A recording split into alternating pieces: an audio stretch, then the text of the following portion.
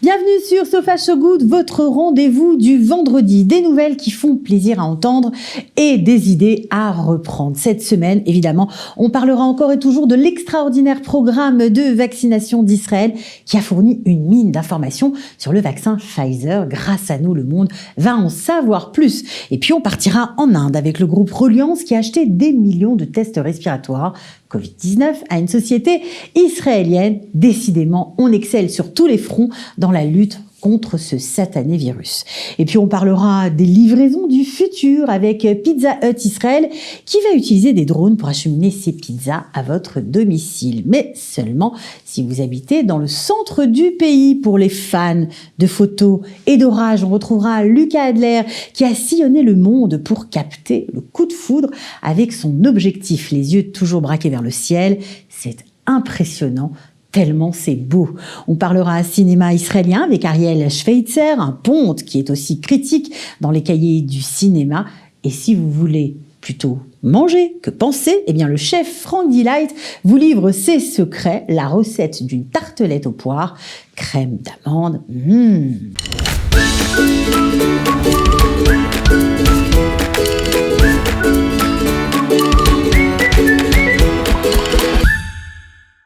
Plus de 1,3 million d'Israéliens ont déjà reçu les 2 doses de vaccin Covid-19 de Pfizer-BioNTech. La campagne de vaccination extrêmement rapide et très organisée en Israël est inégalée en nombre par habitant dans le monde.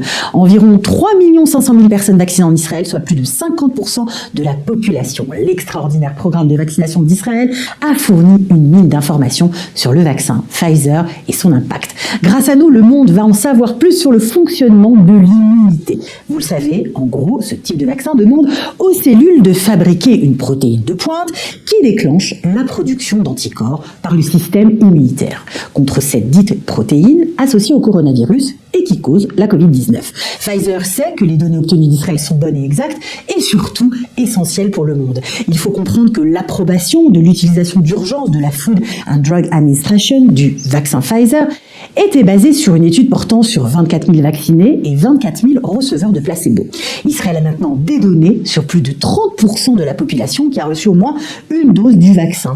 Sur la base des données israéliennes, eh bien, nous savons que la plupart des personnes infectées après la première dose ont été infectées dans les 2 premières semaines suivant la vaccination. Et que statistiquement, la maladie est moins grave chez les vaccinés, même après une dose, que chez les non-vaccinés. Selon le docteur Nathan Keller, vice-président du comité d'examen institutionnel de l'hôpital Sheba, pour l'instant, personne ne sait combien de temps le vaccin protège. Nous pourrions avoir besoin de vaccins mis à jour tous les ans, voire tous les 2 ans. La docteure Gili Regev Yochai, directrice de l'unité d'épidémiologie des maladies infectieuses de l'hôpital Sheba, et son personnel suivront donc pendant plus d'1 an des volontaires vaccinés pour continuer à étudier l'interaction entre le virus et le vaccin. A priori, il est peu probable que les personnes vaccinées puissent encore transmettre le virus à d'autres, mais cela n'est pas encore prouvé. Ces 2 spécialistes sont donc d'accord avec les experts qui supposent que les vaccins existants seront efficaces contre la plupart des nouvelles variantes du virus. Pour l'heure, soyez rassurés, Pfizer et BioNTech ont confirmé l'efficacité de leur vaccin contre les variantes britanniques et sud-africaines.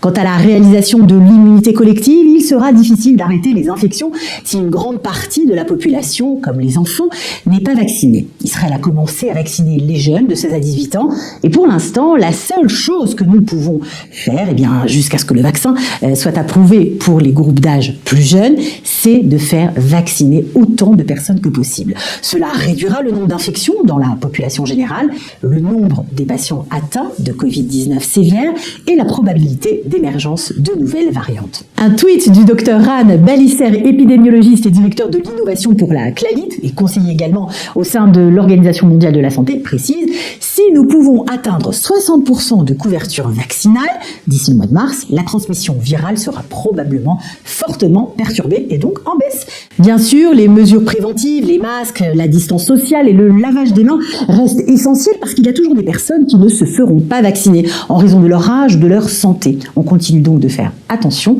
J'espère vous avoir convaincu. Sinon, je vous propose de suivre les conseils de Mulan. Oui, Mulan, le héros de Disney. Apparemment, il est pour lui aussi.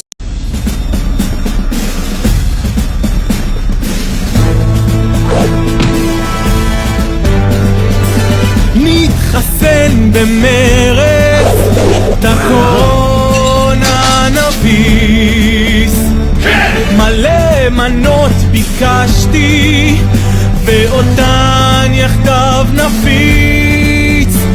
לכל מכחישי המגפה, בואו תקשיבו לסיפור, שאצלי תתחסנו זה ברור.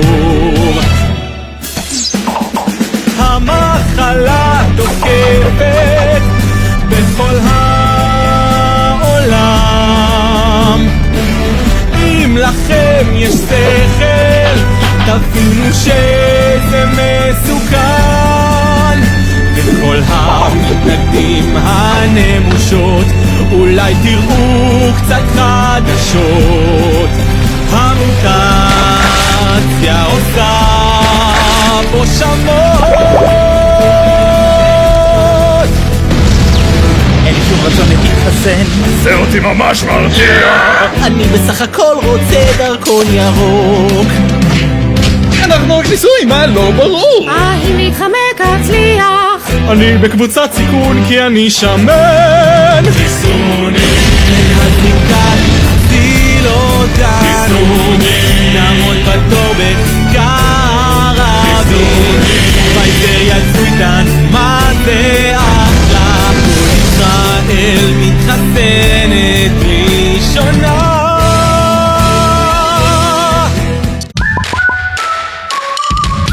La société israélienne Breath of Health a développé un système de tests respiratoires qui identifie la Covid-19 avec un taux de réussite de plus de 95%, vient de signer un accord avec le groupe indien Reliance pour distribuer ces tests respiratoires rapides dans toute l'Inde. Selon l'accord, le géant indien achètera des centaines de tests pour 15 millions de dollars et utilisera bien ces tests pour effectuer des millions de vérifications par mois. Les résultats préliminaires des tests cliniques menés avec les hôpitaux israéliens Hadassah et Sheba ont montré un taux de réussite de 98% par rapport aux tests PCR standards autorisés et utilisés par les organisations médicales mondiales. Il faut savoir que le développement du système de Breath of Health a commencé il y a 2 ans. Il était initialement destiné à fournir une détection précoce du cancer, de la maladie d'Alzheimer et des maladies pulmonaires. Les scientifiques de l'entreprise ont décidé de se concentrer sur l'adaptation du système de détection de la Covid-19 suite à l'éclosion de la pandémie, reconnaissant qu'il pourrait être un outil crucial dans la lutte contre le virus. Jusqu'à présent, ils avaient opéré sous les radars. Apparemment, ils ont bien fait. Si cet été vous apercevez des drones sur votre parking et que ça sent la pizza, ne vous étonnez pas. Pizza Hut Israël devrait livrer des pizzas par drone dès le mois de juin. La chaîne de restaurants regroupera ces commandes qui seront transportées par des drones et déposées dans des zones d'atterrissage prédéfinies. Les livreurs récupéreront les pizzas toutes chaudes et les apporteront aux clients à leur domicile. Les zones d'atterrissage seront approuvées par le gouvernement et situées dans des espaces tels que les parkings. Selon le Wall Street Journal, c'est la société Dragontail System, une entreprise de technologie de restauration basée en Australie, qui gérera l'essai avec Pizza Hut Israël. La livraison par drone est donc une chose sexy dont il faut parler, mais il n'est pas réaliste de penser que nous allons bientôt voir des drones voler partout dans le ciel, déposer des pizzas dans nos jardins. Le ministère des Transports a certes autorisé Pizza Hut à tester les livraisons par drone, mais pour un seul de ses restaurants, celui de Bnei Dror, situé dans le centre du pays. Ces livraisons seront limitées à une zone d'environ 80 km et permettront de livrer 7000 foyers supplémentaires. Quant à ceux qui auraient envie de se servir sans payer, détrompez-vous, ils ne déposeront pas leur livraison avant d'être sûrs qu'un livreur de Pizza Hut puisse récupérer les pizzas. Donc désolé pour les gourmands fauchés, ils ont pensé à tout. On leur souhaite quand même bon courage pour la logistique. Dans So Far So Good, cette fois-ci, on a eu envie de grand air et de spectaculaire. Après tout, 4 semaines de confinement, je suis sûre que vous nous comprenez. On a été donc à la rencontre de Lucas Adler, un chasseur d'orage qui vit en Israël. Ces images sont sublimes et en plus, il nous donne des trucs pour essayer de photographier comme lui. Oui, j'ai dit essayer. Lucas Adler, bonjour. Bonjour. Alors, je pourrais dire que vous êtes expert en coups de foudre, chasseur d'orage, vous passez beaucoup de temps sous la pluie et surtout, vous êtes un artiste incroyable. Merci beaucoup. Alors, justement, comme on est en confinement, qu'on ne peut pas faire grand-chose, qu'on a justement la nature à notre portée, est-ce qu'on peut, nous aussi, voir ce que vous voyez ? Vous pouvez, dans la mesure où déjà vous n'avez pas peur d'avoir froid ou de vous mouiller. Puis surtout pour ceux qui habitent près de la côte, en ce moment, donc l'hiver très propice aux orages en Israël, c'est vraiment la saison où il pleut. Il pleut pas en été, ça n'échappe à personne. Il suffit de jeter le nez dehors, de sortir, éventuellement d'aller faire une balade avec un petit point de vue qui est pas loin de chez soi, ou alors si on a de la chance d'avoir une terrasse, on voit plus de choses en partant avec sa voiture, ce que je fais aujourd'hui, c'est-à-dire prendre ma voiture et je fais parfois des centaines de kilomètres pour aller voir ce que je vois. Donc on n'a pas forcément la chance de voir tout de suite des choses incroyables, mais en tout cas, c'est toujours très beau quand on est près de la côte et qu'on met le nez dehors juste avant la pluie. Alors, on fait comment pour capter l'instant, la foudre qui tombe, des éclairs incroyables, des tourbillons ? On fait comment ? On doit planquer pendant des heures ? Il y a beaucoup d'attentes, énormément. Derrière une photo, en général, il y a quelques centaines de kilomètres de voiture, des heures d'attente, parfois sous le soleil, sous le cagnard, au milieu de nulle part. Donc, pour une photo et 15 minutes de bonheur et d'adrénaline, on a 6 ou 7 heures tout simplement de préparation pour un petit instant d'adrénaline. Alors, vous connaissez bien Israël, il y a des endroits privilégiés où on peut voir en hiver, donc en ce moment, des choses incroyables, des phénomènes météorologiques exceptionnels. Alors bien sûr, il y a des phénomènes qui sont assez particuliers. Je dirais pas Israël, mais en tout cas, Israël en fait partie de quelques endroits sur les côtes, sur la mer. On a cette tendance d'avoir des orages qui développent ce qu'on appelle des trombes marines, qui sont en fait des tornades sur l'eau. Et c'est assez impressionnant à voir. Donc en Israël, en fait, tout le long de la côte méditerranéenne, on a très souvent de très nombreuses, je pense qu'il y en a plusieurs centaines par an, de trombes marines, des tornades sur l'eau. Et ça, c'est vraiment, je pense, le phénomène particulier qu'on peut voir ici. Plutôt dans le nord, plutôt vers Arziv, plutôt dans le sud, comment ? Ça suit tout simplement les probabilités de pluie et d'orage qui sont en fait d'autant plus importantes qu'on va vers le nord d'Israël. Donc c'est effectivement de Haïfa jusqu'à la frontière libanaise, sur toute la côte. C'est, on va dire, c'est le hotspot pour voir des choses assez incroyables. Alors les hotspots, est-ce qu'il faut un matériel particulier ? Voilà, par exemple, il y a plein de gens qui nous regardent, qui n'en peuvent plus d'être enfermés chez eux, qui ont envie, même s'ils ont la chance d'être près de la côte, évidemment, de sortir et pourquoi pas de prendre la pluie aussi et de photographier. Il faut quoi comme matériel ? Pas grand-chose. Moi, j'ai commencé, vous voyez, mes premières photos d'orage, je les ai fait avec un Kodak jetable. Donc, il n'y a pas besoin de grand-chose. Un portable fait l'affaire, quoi. Bien sûr. Et puis, on a des téléphones aujourd'hui qui rivalisent n'importe quel réflexe. Il n'y a pas de souci de ce côté-là. Niveau matériel, effectivement, la journée, si on veut capturer des éclairs la journée, ça demande un petit peu plus de technique et de matériel. Du matériel qu'on peut accrocher en fait sur son appareil photo qui permet de détecter la foudre. Je vous la fais court, qui permet de détecter la foudre en plein jour. Et c'est la seule manière de capturer la foudre en plein jour. Et pour la nuit, tout simplement, pour ceux qui ont un téléphone ou qui ont un appareil photo qui permet de faire ce qu'on appelle des pauses longues, c'est tout simplement de faire des pauses longues, c'est-à-dire de prendre une photo qui va durer 15, 20, 30 secondes. Et quand vous êtes face à un orage, sur 15, 20 ou 30 secondes, vous avez pas mal de chances de choper un éclair. Bon, alors nous, on a adoré vos éclairs. Franchement, les images sont magnifiques. La plus belle photo, la photo qui est le plus chère à votre cœur, c'est laquelle ? Alors, on va commencer par Israël. C'était il y a 2-3 ans, c'était sur la plage de Tel Aviv. J'habitais encore à Tel Aviv à l'époque.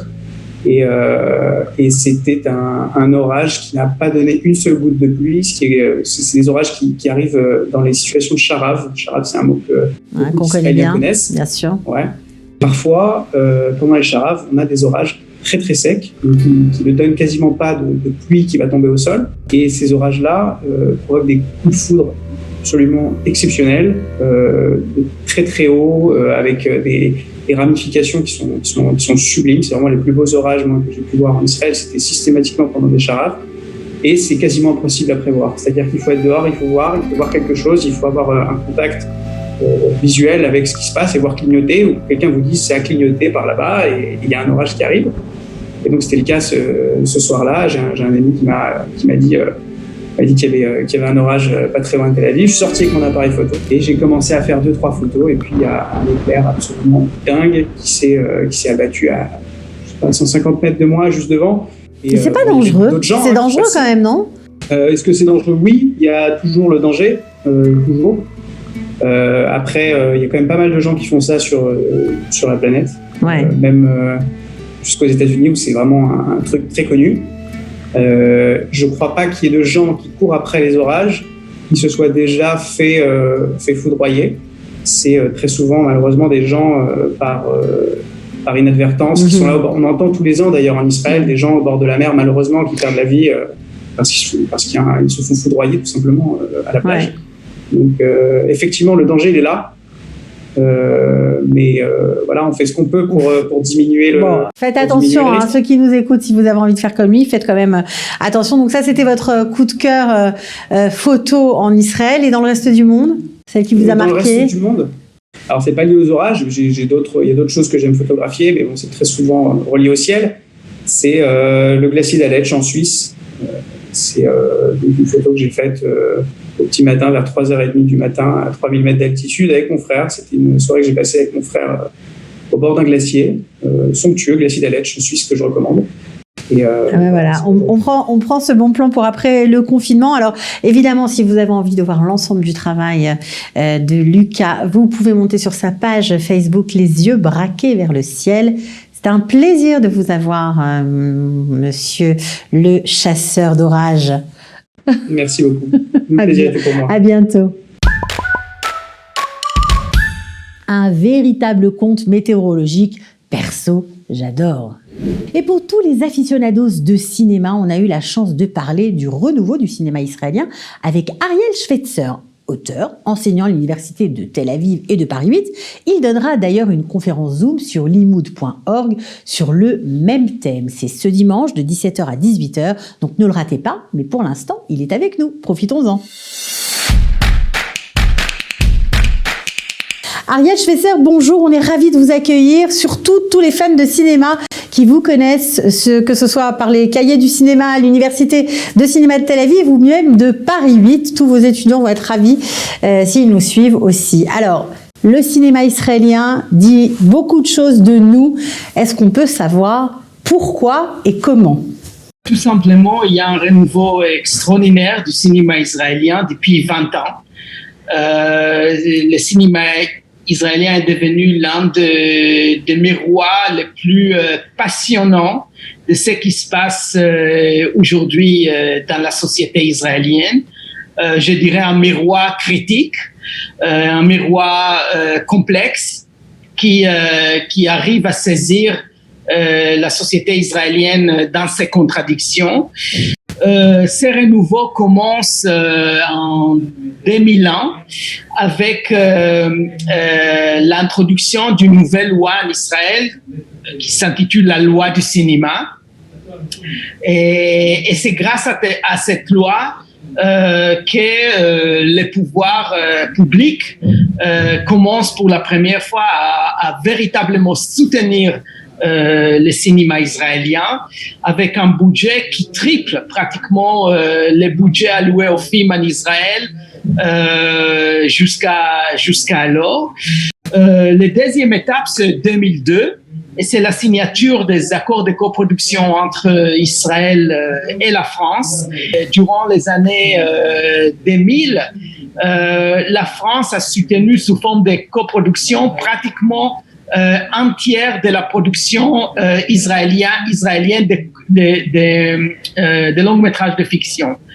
La troisième chose, c'est le développement de l'enseignement de cinéma en Israël. Vous savez qu'aujourd'hui, il y a une quinzaine d'écoles de cinéma en Israël, pas seulement dans les grandes villes, Tel Aviv ou Jérusalem, mais aussi dans des lieux périphériques, par exemple l'école Asderot. Et donc, il y a toute une nouvelle génération qui a émergé ces dernières années de ces écoles de cinéma. Israël, qui a produit vers la fin des années 90 3 à 4 longs métrages par an, produit aujourd'hui près de 30 longs métrages de fiction et une centaine de documentaires. Et ce qui est important, au-delà du chiffre, c'est la stabilité de la production. Alors justement, vous parlez de ces films. Est-ce qu'on peut en savoir un peu plus? Il y a forcément des têtes de file, il y a des gens que la jeune génération, dont la jeune génération s'inspire, et puis il y a des films qui ont marqué, évidemment. Le renouveau du cinéma israélien passe d'abord par les femmes, par la présence de femmes dans le cinéma israélien. En 2004, des femmes israéliennes font leur premier film. La première, c'est Keren Yadaya, Mon Trésor, qui gagne au Festival de Cannes le prix de la Caméra d'Or, c'est-à-dire le meilleur premier film, toutes sections confondues. Et dans ce film joue une jeune actrice qui va devenir une réalisatrice, c'est Ronit Elkabetz. Et Ronit Elkabetz, la même année, 2004, montre son premier film en tant que réalisatrice, co-réalisé avec son frère Shlomi Elkabetz au Festival de Venise. Et le film remporte le prix de la critique internationale et le prix du public. Ensuite, Ronit et Shlomi Elkabetz vont réaliser un deuxième volet qui s'appelle Shiva. Et le troisième volet, c'est Get, qui date de 2014. Donc pour moi, c'est un phénomène très, très important aujourd'hui dans le cinéma israélien. Le deuxième phénomène très, très intéressant, c'est l'émergence de tout un courant de cinéma religieux. Petit à petit, on a commencé à avoir des réalisateurs qui regardent, je dirais, le monde religieux de l'intérieur, des réalisateurs et des réalisatrices. Le meilleur exemple, c'est bien sûr Rama Burstein, une cinéaste qui a été déjà primée au Festival de Venise et qui est devenue l'une des plus puissantes, je dirais, dans le cinéma des femmes en général. Mais je peux parler aussi d'un cinéaste comme David Volach ou une cinéaste comme Hadar Friedrich. Vous pensez que c'est une façon de s'intégrer, de se plonger dans ce cinéma israélien? Bien évidemment, mais je pense qu'aujourd'hui, on parle pas seulement du cinéma israélien, on parle aussi de séries israéliennes. Et oui, on sait d'ailleurs, vous parliez de la France, il y a l'adaptation en ce moment sur les écrans, sur Arte TV, de Betty Pool, qui s'appelle En Thérapie, qui a été réalisée par Nakash et Toledano, pour ceux qui sont fans, ben voilà. Elle a été créée en Israël par Haggai Levy. C'est une série qui parle aussi du contexte des attentats. Oui, tout à fait. Et la belle idée de l'adaptation française était de parler justement de la tragédie des attentats. Bataclan. Bien sûr. En France. Extra. Alors juste pour finir et pour ceux qui n'auraient peut-être pas vu ces films, on commence par quoi? Je commencerai par La visite de la fanfare de Ran Korilin, qui est un film qui embrasse de nombreuses causes et de nombreux thèmes caractéristiques du nouveau cinéma israélien. En plus, dans le rôle principal dans ce film, on trouve cette actrice et réalisatrice extraordinaire dont je viens de parler. Bien sûr, Ronit Elkabetz, bien sûr. Et c'est un film qui a marqué une date parce qu'il a été vu en France à sa sortie par plus que 500 000 spectateurs. C'est à ce moment-là qu'on a compris que le cinéma israélien peut toucher un public non seulement israélien et non seulement juif, mais un public cinéphilique dans le monde entier. Et puis c'est un film magnifique. Ouais. On va laisser ceux qui nous suivent regarder, parce que malheureusement le temps nous est compté, donc on peut pas tout raconter, mais en tout cas merci d'avoir été avec nous. Je suis sûre que ceux qui nous suivent vont faire ce que vous dites exactement et se jeter à corps perdu dans tous ces jolis films. On se retrouvera peut-être une prochaine fois. À très bientôt. Alors, faute de renouer avec le plaisir des salles obscures, plongez-vous dans ces superbes films. Évidemment, pas de Sofage So Good sans la recette du chef. Alors, si votre tarte fait la gueule en sortant du four, écoutez Frank Delight, il nous donne une recette et les astuces qui vont avec. Et on retrouve du fond de sa cuisine Frank Delight. Salut Franck, ravi de te retrouver. Salut Cathy, comment tu vas? Eh ben, je vais très bien, et surtout qu'on va manger une petite tarte poire amandine, si mon petit doigt ne m'a pas trompé. Oui, exact. Ce qui va être bien dans cette recette, on va retrouver à peu près toujours les mêmes éléments. Des œufs, du sucre, de la farine, du beurre ou de la margarine, un petit peu de sel. À part qu'on va rajouter bien sûr de la poudre d'amande pour faire notre crème d'amande tout à l'heure. Donc là, pour l'instant, pour faire cette pâte, il faut la faire la veille. Le tout, c'est d'expliquer que quand on fait cette recette de pâte, mettre le sucre avec le beurre, on le fait dans un petit mixeur avec la feuille. La feuille, c'est le cas du Kenwood. Ok. On appelle ça la feuille. Donc, ça se pétrit d'abord. Donc, on envoie le sucre. Une fois que c'est bien mélangé, incorporé entre les deux, on envoie les œufs petit à petit. Et ensuite, la farine. Un petit truc qui est bien de mettre, c'est mettre de la poudre d'amande. Ça donne un meilleur goût. Et une petite pincée de sel. Une fois que j'ai pétri ma pâte, Cathy, je la filme et j'ai besoin qu'elle se repose une nuit au frigidaire parce qu'elle a pris de l'élasticité et on va dire elle prend du corps. La conséquence de ça, c'est que quand on va la mouler et qu'on va la cuire, eh ben, elle va rétrécir automatiquement. Alors, Ok, super. Quand j'ai fait ça, je découpe un petit parce qu'on n'a pas toujours les bons moules. Alors là, on va prendre des petits moules individuels. Donc, qu'est-ce que je vais faire là? Je vais prendre un petit peu de farine, étaler ma pâte et je vais vous montrer comment la mouler. Parce que le moulage, c'est très, très important. C'est partie de la réussite de la tarte. Voilà. Alors, je peux rabattre mes bords soit avec le rouleau, soit avec une petite crème comme ça.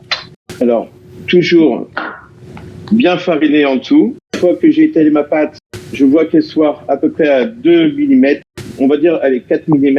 On n'a pas souvent l'emporte-pièce qui est à la dimension de notre tarte. Parce qu'il faut qu'il soit plus large que notre tarte. Donc, qu'est-ce que je fais moi? Je vais vous montrer tout simplement. Et on peut le faire avec une grande tarte, hein, bien sûr. Je mets mes moules en dessous. Je vais couper. Je vais rentrer la pâte à l'intérieur. Je rentre ma pâte. Il suffit de prendre et d'appuyer qu'elle rentre jusqu'au bout. Ce qui est très, très important, c'est juste avant de faire tout ça, la veille aussi, j'ai pris des poires en conserve. Pas tout le monde qui a la patience de prendre des vraies poires. Surtout les égoutter toute une nuit au frigidaire. Ok, parfait. Ouais, magnifique. Parfait. Il pousse le fond. J'appuie bien avec mes doigts. Et là, qu'est-ce qui va se passer? Je vais passer mon rouleau au-dessus. Alors, voilà.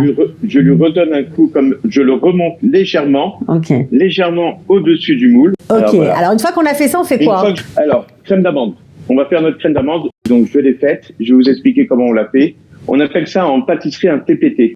TPT, c'est un temps pour temps. Pourquoi? Il y a 4 éléments et la poudre d'amande. Les œufs, le sucre, le beurre, la poudre d'amande. 100 grammes de chaque. Donc, je mets la crème d'amande. Je mets d'abord ma poudre d'amande avec mon beurre. Je la bats. Je mets mes œufs au fur et à mesure et la farine en dernier. Si on l'a fait avec de la margarine, on met 10% du poids de chez Ménette. Et ce qui va permettre d'avoir quelque chose qui est pas trop... Qui est plus léger. Donc, ça allège la crème d'amande. Très bien. Et de mettre à peu près 5% de farine, du poids total. J'ai rempli ma poche avec ma crème d'amande et je vais maintenant remplir. Alors, le remplissage, c'est très important.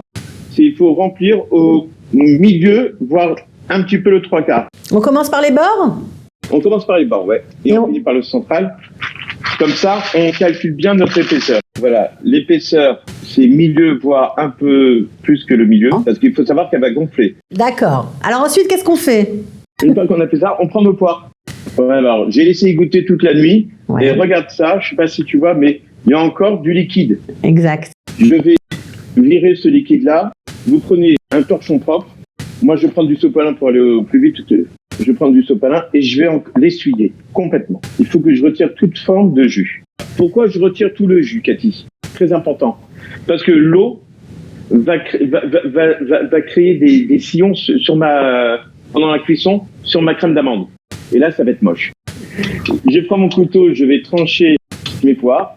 Une fois qu'ils sont tranchés, je pose sur ma tarte. J'appuie légèrement, pas trop. Tu vois, là, elle est bien remontée, la crème d'amande. Une fois que j'ai fait ça, je vais me mettre au four. Je mets dans mon four maintenant. Ouais. Et voilà. On attend à peu près cuire à 160 degrés. Ouais. D'accord. Combien de temps? Et une fois que... Ça dépend des fours, mais on va dire une vingtaine de minutes. D'accord. Minimum. Ah, papa. C'est chaud. C'est chaud, mais ça a l'air bon. Voilà. Alors là, on va laisser refroidir bien comme il faut, parce que et même c'est bien à la limite de la mettre au congélateur une petite heure, parce qu'au moment du démoulage, c'est 2 fois plus rapide. Ensuite, je prends la confiture d'orange ou d'abricot. Ouais. D'accord. Je rajoute un petit peu d'eau. Je mets à chauffer. D'accord, ma confiture va être liquide. Là, je vais prendre ma tarte. Bon, ça, je le fais une fois que j'ai démoulé, bien sûr. Je vais faire badigeonner qui va faire briller ma tarte. J'ai caramélisé des petites amandes. Je badigeonne ça de sucre glace. Et là, je place mes amandes grillées dessus. Voilà. Voilà, si tu veux, ça donne ça. Eh ben, c'est magnifique. Alors, après, on peut faire des petites décos, si on veut. On peut prendre du relotap. Ça s'appelle redouille en français. C'est transparent. Avec un cornet en chocolat, on dessine un quadrillage. Et là, je vais le plier en deux. Et je vais le mettre une petite pince. Et ça, je vais mettre ça au congélateur. Et je vais te dire ce que ça sort. Parce que je t'en ai préparé un. Ah, je suis dans le détail. Ça sort une petite déco comme ça en chocolat. Super sympa qu'on peut mettre sur la tarte. Magnifique. Et qu'on met sur la tarte ici. Et là, voilà. T'as rajouté un plus à ta tarte. Ah, super beau, magnifique.